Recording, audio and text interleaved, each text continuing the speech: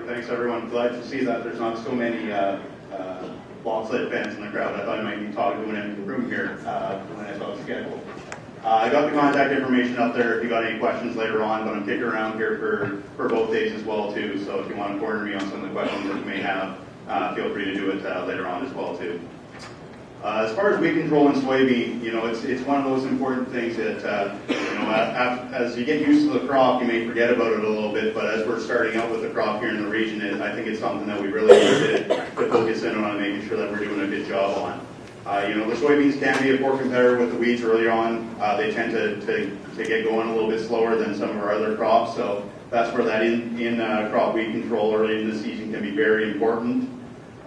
We do have a number of tools in the toolbox, though, and we need to make sure that we keep those in mind. Plant populations was discussed earlier on.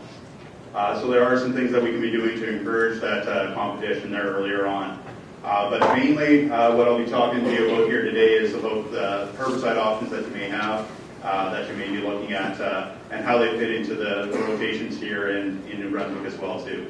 So basically, we've got two herbicide streams that we are concerned with, or that we have available. It's either the herbicide resistant or the identity preserved, and basically it's two separate streams there that I'll discuss. I'll just quickly touch on the herbicide resistance because honestly I think it may be a good fit within some of the potato rotations. It's a genetically modified organism to have a tolerance to selective or non-selective herbicide. Most of the time it's around the ready, but there is the Liberty Link that is coming, and then some others that are coming down the road as well too, trying to deal with some of the resistance issues that are coming in other areas. The thing is with going the HR stream, excellent weed control. As long as you take your timings, you can get very, very clean fields, especially for those perennial weeds, which can be problematic sometimes. So it is something to consider from a weed control perspective. It can be a good fit. The other advantage that I'd see is you got a little bit more room to play with your application timings.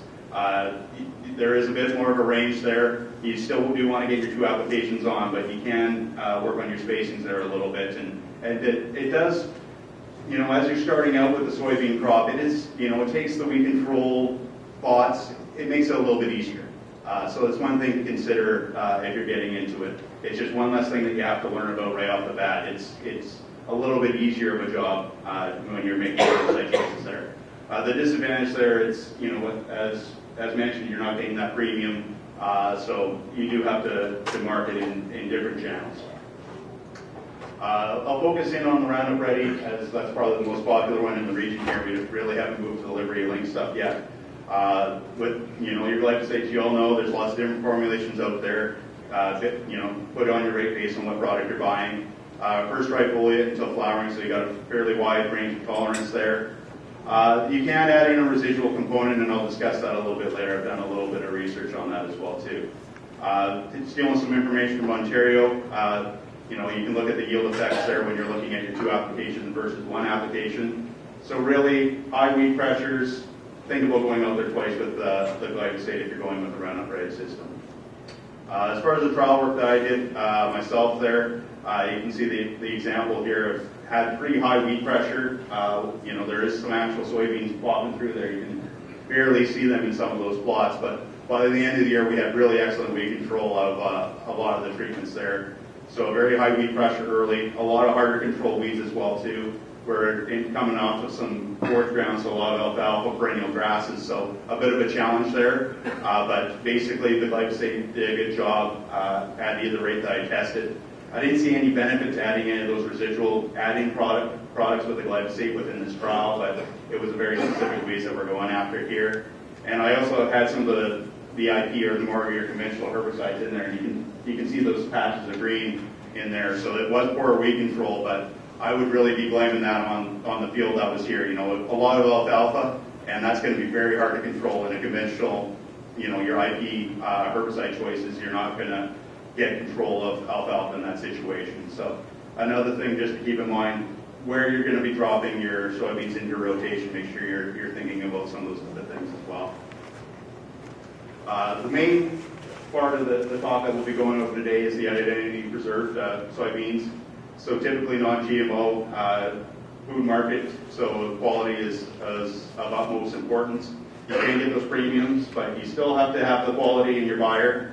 And there can be some restrictions on what you're able to use as well too. So make sure you keep that in mind as you're making your decisions there. I mentioned it earlier, but your weed control is going to be more challenging if you're going down in this stream. So it's something that if you are doing this or thinking about doing this, make sure you're thinking about your weed control as part of that program there. Honestly, they've developed herbicide-resistant soybeans for a reason, and that reason, for the improved weed control. Typically in other regions, it's nightshades is the specific weeds that seems to be the most problematic one. Luckily in New Brunswick, we don't have much nightshade, but I'd say we're increasing. So it's something that we will have to keep our eye on, especially within the potato rotation as well too. The nightshades and the issues with the potatoes as well. Within soybeans, it's really that the berries that are showing up at harvest time that break and stain your beans, and that's where you get your reduced quality. It can be limited control options in your non-GMO soybeans as well too. You can manage it, but you do have to make sure you're applying your products correctly and making a few different product choices to deal with it if you are dealing with the issue. As I said earlier, it's really limited presence, at least in New Brunswick anyway. We've got a couple fields showing up, but I think as we're starting to grow more and more soybeans, we may be starting to see more and more nightshades as well too. The other obvious things, planting your clean seed, scouting to make sure that if you are finding it, even doing some quick hand roguing, if there's only a plant or two, it can help you, 10 years down the road. And then looking at some controls in your other aspects of your rotation as well too. The big thing trying to fit soybeans into your typical potato rotation is that potatoes can be sensitive to the Group 2 products, and a lot of the herbicide choices are based on those Group 2 products. So that's where your toolbox is a little bit bigger in other regions, but you drop potatoes in the rotation and you're trimming your toolbox there. So that's something you really have to pay attention to. And the other issue is your herbicide rotation has to come into play there as well too. A lot of the herbicides that you're going to be using in your soybean crop, you're also using in the potato crop. So you want to make sure that you're making some choices there and making sure you're not using the same product year after year as far as resistance concerns come in there. The other things that you need to keep in mind is your soil type and your pH, and that might change the product choices or the rates that you're going to be using. So that may have an effect there. And also, the weeds present in your fields. You really need to tailor your herbicide choice based on the weeds that you have present there. One thing that we have up on our New Brunswick website to help with weed identification is, I guess it's all pests actually. We have a IPM image database. So basically, you can go through and we've got some images up of some of the common weed disease and insect that we run across in New Brunswick for a whole range of crops. But it's another resource that may be able to help you with looking at a few images. And honestly, sometimes, a nice little reminder sometimes, if I think it's this, but you can go in there and have a look and check and make sure it's the problem that you're dealing with. The other thing that might be a little bit of a learning curve for some of you as you're starting out is to make sure you know about your crop staging as well. For a lot of, this is more important for your post-emergent products, but a lot of the products have specific windows that you're supposed to be applying and making sure that you're able to get those products on at the right timings. If you go on too early or too late, sometimes you can run into crop injury. So that's where making sure you're getting the products on the right stage is important. As you're starting out as well, you can get a bit of variability within the field as far as your staging as well too. As we're learning how to seed and get the plants out of the ground. So it's another thing to keep in mind that making sure you get your timing for your products that you're going to be looking at. Going through the publication 75 in Ontario there, you can get about 100 different herbicide tank mixes as choices that you may have available to you. So there's a big wide range there, a lot of premixes, a lot of co-packs and those kinds of things, so it can get a little confusing. The thing to keep in mind that I mentioned earlier, you really want to focus in on that early weed control. If you let the weeds get ahead of the soybeans, you're going to be paying for it in your yields down the road. So to make sure that you're doing a good job of that early weed control. And also you need to tailor your weed control program to the number of passes that you're able to or willing to make in that field. Are you able to get a pre-emergent product on or not? Are you going to go with a total post program? Typically, the preference would always be get a pre-emergent product on and then see with your post-emerge if you got some escapes to go and clean them up. Those two passes will typically give you better weed control or more complete weed control. But that being said, if you know what weeds are in your field, a lot of the times in potatoes you're coming in pretty clean as far as weed seeds go, you may be able to get away with just one application. The other thing that you're starting to see more in soybeans is that setup rate terminology that was present in corn. You're starting to see that language and terminology come into soybeans as well. So you may be putting on a lower rate of a product in anticipation of going in there with a post-emerge product later. So that's something to keep in mind, that the use rates might be changing a little bit there. And it always comes back to, the right herbicide for your field really depends on the weeds that are there and what your plan is for rotation-wise as well. I'll just mention a few products specifically, give you a bit of an ideas on some of the products. For most of you with potatoes in the rotation, this should be a dirty word to you. This is the base herbicide in other regions, but it's one that we can't really use because of that potato restriction. So if you're within potatoes in there, it doesn't fit easily into your typical rotation. You do want to make sure you have the space if you're thinking about it. The other thing to remember with the Pursuits or the Mazethapure ones, we do have some generic products that are available in the marketplace now. So just keep in mind that just because it's a different name doesn't mean it's a different product. You still have some of those same limitations with those. And also it's a component in a lot of those premixes as well too. So just to keep that in your mind, that you need to watch out for the Mazethapure if you got potatoes within the rotation.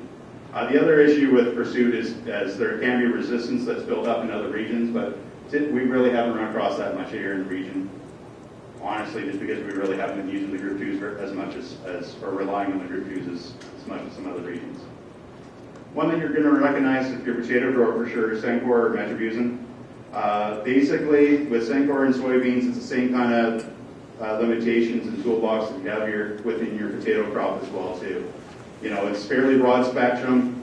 You're using it in potatoes though, so we've probably got some tritazine resistance or potential for tritazine resistance, so keep that in mind. So if you're using, Sencor in your potatoes, maybe stay away from it in your beans if at all possible. And also, Sencor is another one of those premix ones. It tends to show up in those co-packs. So the Metribuzin can be a component within some of those other herbicides as well too.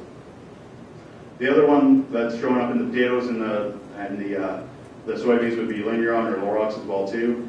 Same comments that I make with the Sencor I make with the Lorox is decide where you're going to use it. If you're going to use it in your potatoes or your beans, and try not to use it in the next one, especially if you're going potatoes to beans or in close grouping there. And that's where having that herbicide tolerance ones dropping into the rotation there it helps spread out those herbicide loads a little bit and helps decrease your selection pressure if you're able to do it that way. When you're looking at your pre-emerge products, there are a lot of add-ins that you can put in to help you with your annual grass control, which I know can be an issue sometimes. Really, basically buy on price here. They're fairly similar as far as the control spectrum. Some have some advantages over the others, depending on what you're looking to get out of them, but basically they all act fairly similar. Good for your annual grasses, maybe a little bit of broadleaf control out of them as well too, but if you got quackgrass or anything like that, you'll have to look somewhere else. There are also a lot of other kind of add-in products that you can look for pre-emergence for broadleaf control as well too.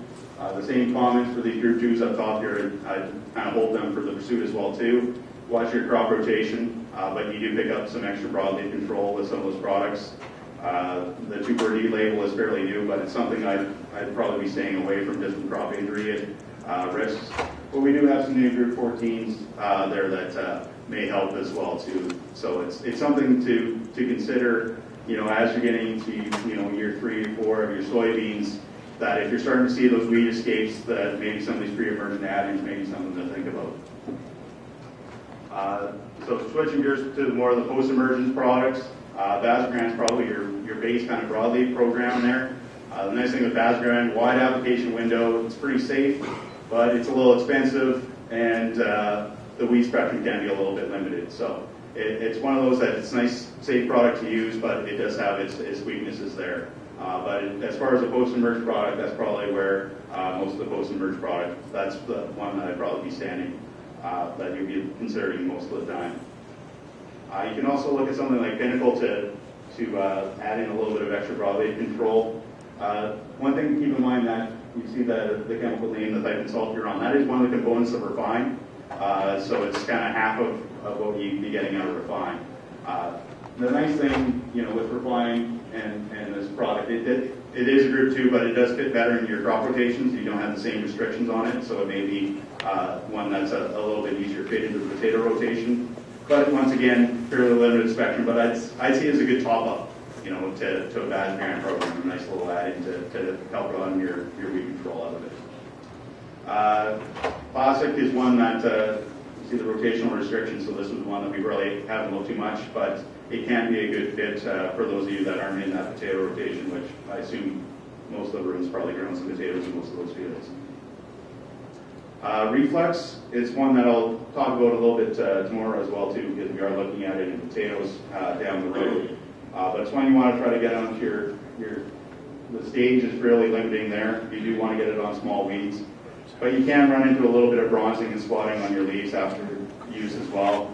And then as it's coming in potatoes down the road, you want to use Reflex only once every 2 years. So if you're going to think about it in your potato rotation, you may not be able to use it in your soybeans anymore. So that's another thing to keep in mind if it's coming in there. As far as your grass herbicides post-emergence, you've got a lot of options there, and basically, the message there, it's good tolerance to the soybeans, to all of those ones. Buy on the weeds that's controlling price-wise, and then the tank mixes that it has on label or that you're interested in looking at.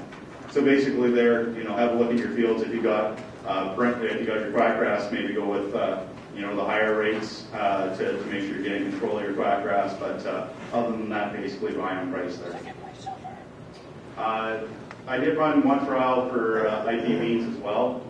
Unfortunately, in the trial location I had there, it was very, very heavy weed pressure. So the results aren't as strong as what I'd like. Basically, from what I was able to gather out of the results, my post-emergence programs were slightly better than the pre-only programs, but still 60–80% weed control wasn't the greatest. So I had very high weed pressure within those plots. If you're going with that 2-pass program, that's probably where you want to be if you have high weed pressures, is make sure that if you're going into mess your fields with higher weed pressures, think about 2 applications. Get your pre-emerge product on, and then think about your post-emerge product based on the weed escapes that are coming through that first program. Just as a bit of a summary on some of those IP programs, Ontario did go through and evaluate a lot of different programs, and this is the kind of rankings that they came up with as far as yield and weed control.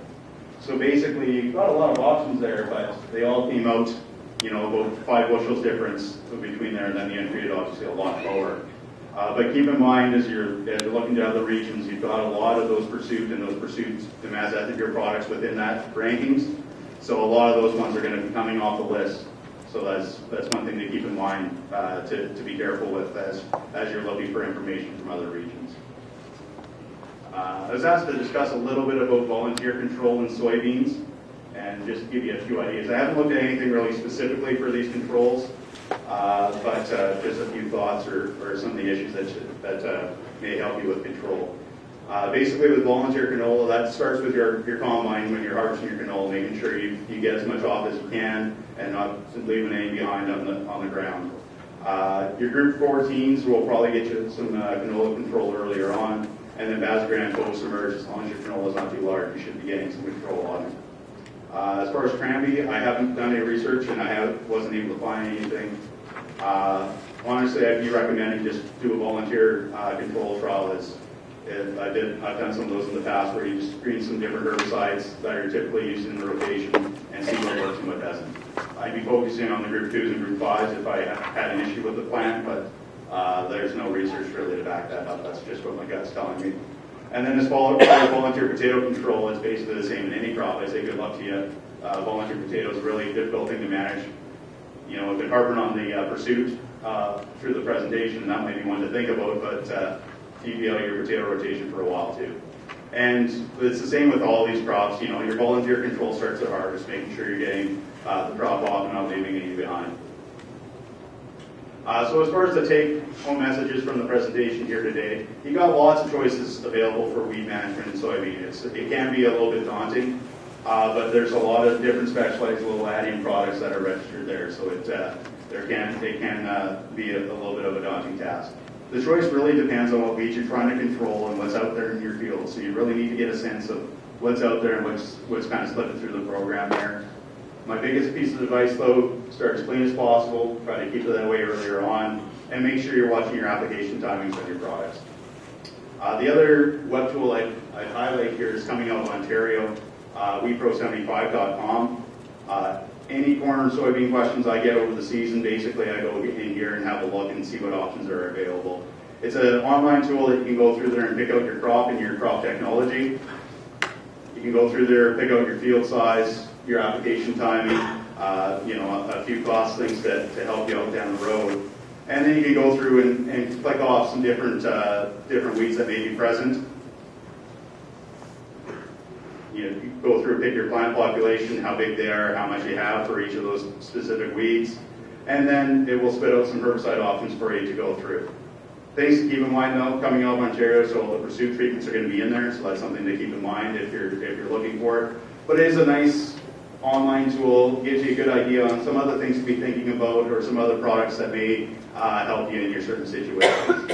I think I got the website listed there in the binder there, so you can go through there and have a look. But and you can get some additional information on the products as far as what they're rating the weed control at, which weeds are going to be more important to your yield loss and those kinds of things as well too. So it's actually a very powerful tool, geared towards Ontario of course, but it can give you some good information and give you some other things to think about as well too as you're making your herbicide choice throughout the year.